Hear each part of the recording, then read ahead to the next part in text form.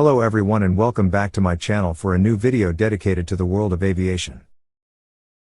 A Boeing 737-800 operated by South Korean airline Jeju Air was involved in a serious accident at Muan International Airport in South Korea's South Jeolla province. The aircraft, identified as Flight 7C-2216, had departed from Bangkok, Thailand, and was carrying 175 passengers and 6 crew members. The incident occurred at 9:07 a.m. local time, as the aircraft veered off the runway during landing, striking the airport's perimeter fences before catching fire. Local authorities have confirmed casualties, with a preliminary death toll of at least 124. 2 crew members were rescued and are in critical condition. According to initial investigations, the accident may have been caused by a bird strike that damaged the front landing gear, preventing it from deploying properly. The captain attempted an emergency landing without the gear, but the aircraft overshot the runway, resulting in the fatal crash.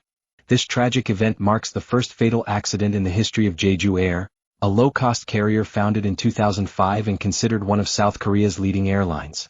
The South Korean Aviation Authority has launched a thorough investigation to determine the exact causes of the accident and ensure that similar tragedies are prevented in the future.